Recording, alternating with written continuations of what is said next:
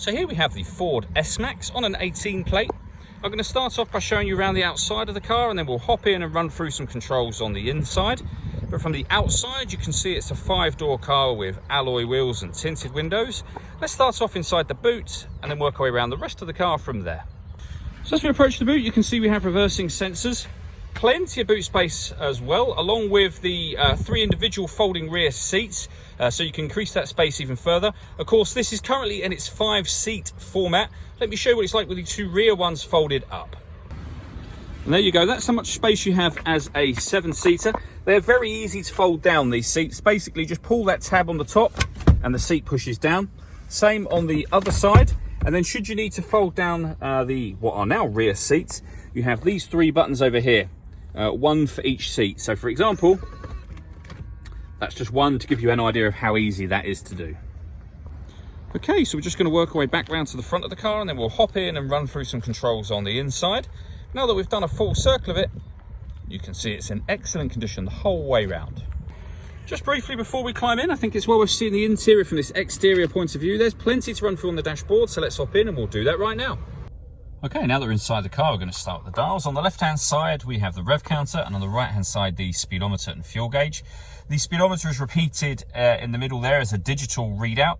You can change the information displayed both there and over on the left-hand side just here as well. So firstly, that middle bit, you can change so that you've got your audio, your navigation, your phone, or the speed up on there. And on the left-hand side, you've got various different bits of trip computer information that you can have on there if you wish to. You can see in the middle, the total miles of this car are 10,478. If we back out to the steering wheel, the buttons to operate the left-hand screen are here, and the central one just here. Over on the left, we've also got cruise control and speed limiter, and on the right, we have stereo controls and phone controls, including voice activation. That can only be used after such time as you've paired the phone up, which is done over in the center here. Hit this box, and then hit pair phone. Search for your vehicle on your device and select it once it is found. And then just follow those instructions on screen from there. Very easy to do. This car's also got satellite navigation. There's a full video that shows how this works. You can find that on both our website and also on our YouTube channel as well. And when it comes to music in this car, we have plenty of ways we can listen to that. So you can see we have AM, FM and DAB radio. We have a CD player, and we also have Bluetooth audio, so we can stream our music wirelessly, as well as obviously making and receiving phone calls. If I pop the car into reverse, we now have a reverse camera up there, full color camera with guidelines showing you what direction the car is headed in relation to the image that you see on the screen.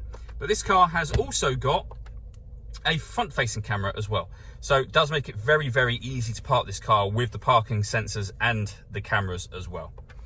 Working our way down, we have the CD player. We have your main volume for the stereo just there. And then we have a few of the air conditioning controls, which are continued down the bottom here. So you can adjust the passenger temperature, the driver temperature. So passenger is adjusted over here. Any adjustment you make for all temperatures, so for passenger, for driver, they're all shown up there, as is the fan speed that you've selected as well. So adjustments, passenger, driver, fan speed, all shown on the main screen. When you're happy with those settings, that button turns your air conditioning on. Or you can hit auto, and the car will take control of the fan speed and the direction of the air to maintain the temperatures that you've asked for. You can override that by readjusting the fans and putting them on whatever level you want them on. We have a proper heated front screen, as well as the heated rear screen down the bottom there. We also have heated driver and passenger seats, both with 3 different heat settings each. In this cubbyhole section, we have the 12-volt charging socket and 2 USB inputs. We have a 6-speed manual gearbox, electronic handbrake, and then these 3 buttons just here. So firstly, this one will turn on or off the parking sensors. This turns off the stop and start. This car is designed to cut out when it's stationary in traffic to save you fuel. You can turn the system off from that button. And this one, finally, is for the autonomous parking. So this car is able to parallel park and perpendicular park itself. It does all the steering for you. We have a video showing how that works. Again, you can find that on our website and on our YouTube channel. All that leaves me to say is thank you for taking the time to watch this video. If you'd like to come and see the car in person and have a test drive, please feel free to call any of our MJA sites. We'd love to hear from you soon.